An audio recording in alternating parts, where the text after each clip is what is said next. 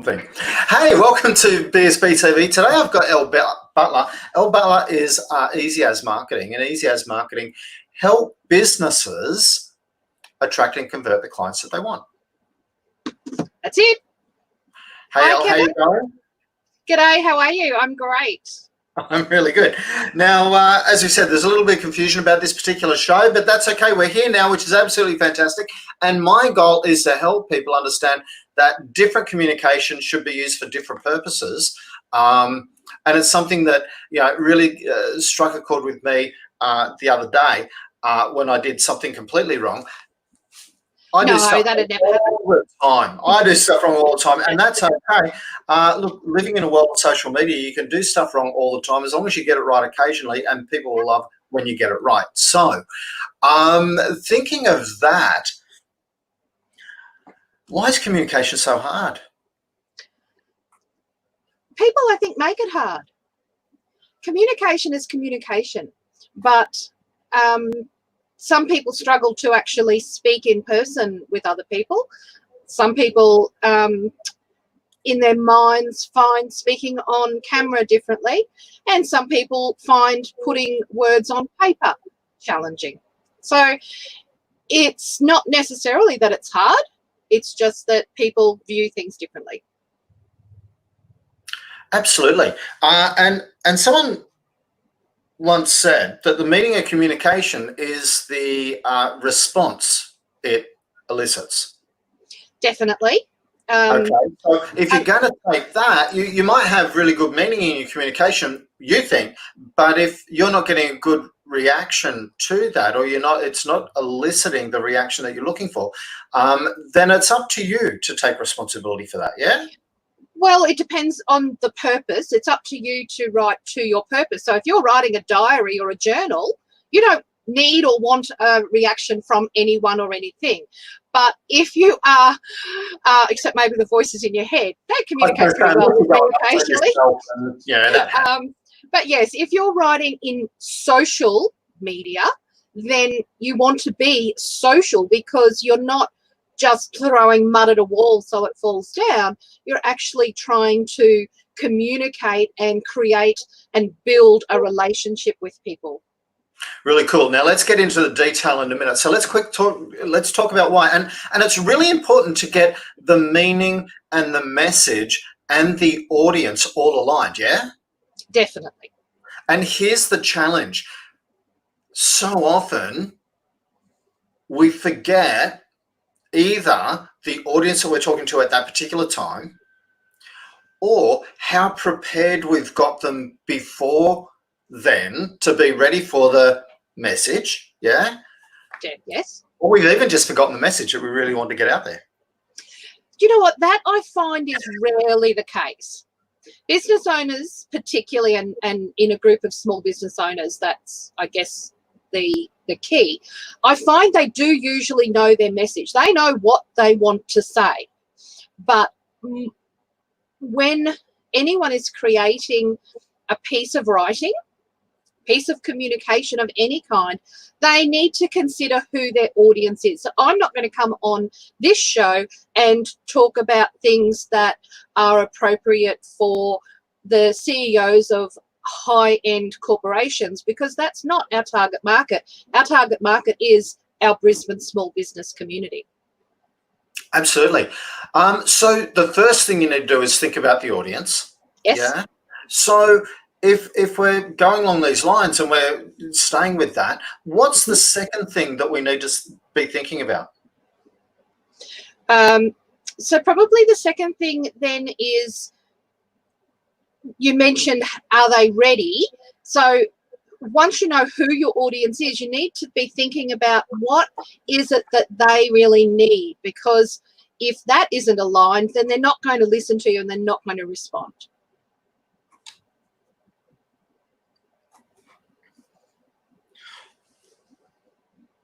And can I even suggest, what do they want?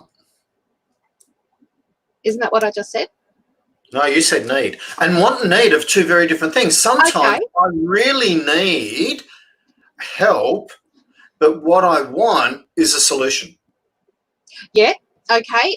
So maybe what they believe they need, which is often what they want, not what they actually need. Absolutely. Good point. Absolutely. And it's so easy to accidentally misinterpret. And here's this challenge of communication, is it's so easy to misinterpret sometimes what you as a specialist in your field realize somebody really does need either greater support or help with something but they just want And their I can actually give you a practical example of that. Nearly all of my marketing messages, whether they're written, on screen, visual, auditory, whatever they are, it is, when I'm writing for small business, it is who needs more customers, more clients. And that's the marketing message, because that's what they believe they need. That's what they want. However, what they really need is more profit. Absolutely. But even that isn't the end goal, because what they want that profit for is to take the pressure off so they can pay their bills and pay for their lifestyle, have a holiday. But if I targeted my market as who wants a holiday, who wants to pay some bills, that's not aligning with what's inside their head. In their head, to grow their business, they want more customers. Absolutely. And this need and want thing it sounds like we're arguing semantics, but it's really quite critical when we think about the message. It doesn't matter what you do, whether you're an accountant or whether you're in IT or whether you're in communication and marketing. You know, it's so important to distinguish between that so that you can help your client with what they believe that they need, and with what they need. But don't ignore what they believe they need. Exactly. Because you'll do so at your own peril. Exactly. A lesson I learned last week. So when I lost a client, happens, yes. I lost a client because I was trying to help them with what I saw that they needed to solve a larger long-term problem. But that wasn't what they saw that they needed, and they just wanted to get on with solving their short-term challenge. You know, my bad for not helping them with solving their short-term challenge first.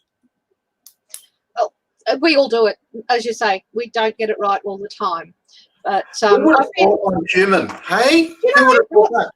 One of the best things that I've had in my career, in my business, is really savvy business people who've helped me identify those things. So it's not all me. Yeah, what's next? So when you're trying to communicate, first thing we need to think about is consider your audience. Second thing we need is what do they need and what do they need? What do they believe they need and what do they really need, and making sure you've got that. Then what's the third point? The third point is tailoring the language to be appropriate to the audience.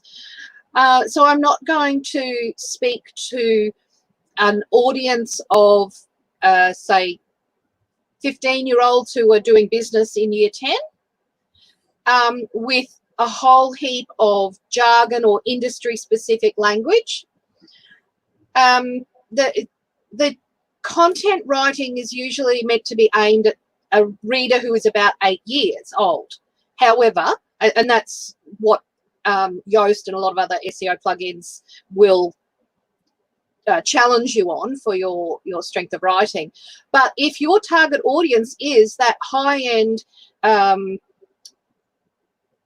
doctorate level professional and you don't use industry jargon and industry specific language, then you look like you don't know what you're talking about. So definitely tailoring the language that you use for the audience who's on the receiving end is vital. Let me tell you, Grammarly both loves me and hates me on a regular basis. It loves how many words I produce. It says I'm one of the, very average. So, I'll produce X and then my accuracy is really bad because I write like I talk, and Grammarly hates that. It does. It does.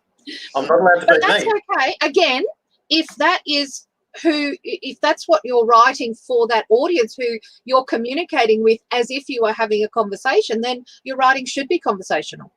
Look, I take half of its suggestions, and it definitely helps me out. So there's a little ad for Grammarly. Grammarly guys, send us the money. That would be good. Maybe they could sponsor the next competition. Not really true at all. However, so 1, consider your audience. 2, consider what they need, what they perceive they need, as well as what they truly need. 3, tailor your language to be appropriate to your audience. Step 4. Step 4 is really knuckling in on knowing what it is what response you want from that audience. Yeah, absolutely. Know the response you want, or know what you want to get out of it, right? Depending on how you want to word that. But hey, every piece should have an objective. If it doesn't have an objective, then there's no point writing a piece. Exactly. So knowing whether you want them to send you an email, like something, buy something, download something, add a comment, but knowing what response you want from your audience, or to keep, like if you're writing a longer book, it's to keep reading until the very last page. So, but if you're writing a blog, you need to have an objective of that blog. If you're writing if you're writing a landing page, you need to know what the objective is for the landing page. If you, when you're writing a blog, it may be to get them to come along and have that little bit of micro commitment to go to the next blog. As an example, or it might be to get a phone call, or it might be to go to a landing. Whatever it is okay, but you need to make sure that that is your objective. And that response, as you rightly said, should be to get them to take an action that takes them toward what you need them to help you with, or you help them with as part of your business, if you're writing for business. Awesome. So consider the audience and know the audience, know what they need as well as what they perceive they need, tailor the language to be appropriate, have an absolute goal or objective when you're writing something. I quite often will stick my goal or objective on a post-it note and stick it on top of my screen to keep reminding me as I'm writing further down, this is what, because I get carried away and I just tell a story and I forget what the story's all about and what were we talking about in the first place. So have an absolute objective. Definitely. And then step 5? Step 5, write it. It's as simple as that. Write it, record it, put it out there, create the content. And I'm going to have a step 6. Really? And what is your step 6 going to be? I'm going to make sure that you make it easy for the audience to fulfill your objective. Certainly should be. And that will depend on where and how you publish it, which is probably really step 6. Yeah, look, is there a download that you want them to download? Do you want them to book in a time? If so, put a Calendly type link in there, or the least. If you want them to download it, make sure it's easy for them to get to the download. Click. Yep, one click process. If the purpose of that download is so that you can capture their details, make sure you capture their details. Okay. These things sound really simple, but they are also part of the process, that when we rush things or when we put stuff out there that's not quite fully conceived, we can make mistakes and we can come a little bit unstuck, or we can have to work 5 times as hard to produce the same result. Yep. And you've got to go back and redo it because it didn't work in the first place. Cool. So thanks very much today, Elle. So Elle Buttler, today we were talking about communication and making sure that your communication is effective in achieving the results that you're looking for. And think about the different uses and styles of communication so that you can do that. So we had 5 simple rules. 1, consider your audience. 2, know what they they need and what they perceive they need. 3, make sure that the language is appropriate, is tailored directly towards, is speaking in their language. 4, have a clear objective and make sure that you have what you want them to do out of it. 5, write it. And 6, make it easy for them to do what you wanted them to do out of it. Yep, easy. Well, sounds easy. It is easy. Very easy. And trust me, once you start following that process, it does become much simpler. But if you haven't done the first 4 steps, 5 and 6 are really challenging. Absolutely. Absolutely. Or can be. Absolutely. Hey, so my objective here is if anybody would like to do one of these video shows, please just put a comment below saying, Kevin, I'd love to do a video, and I'll follow you up. And you know what, Kevin, I love doing these videos with you because it does 2 things. Firstly, it really makes me focus on my fundamentals, but also it gives me the chance to help the other businesses in the community, which is sensational. And I can now share this out onto my Brisbane Small Business listing, but I can also share it out onto my social platforms and onto my blog, my own website, and get a lot of information out of that and coverage and profile. So, yeah, thank you for the opportunity. And that's what I love. It helps people share their message far and wide. Look, we do get 3,000 plus people coming into the group every day. Love chatting with you, Elle. Thanks very much for your time today. And we will catch you again very soon. Thanks, everyone. Thanks. Bye now. Bye.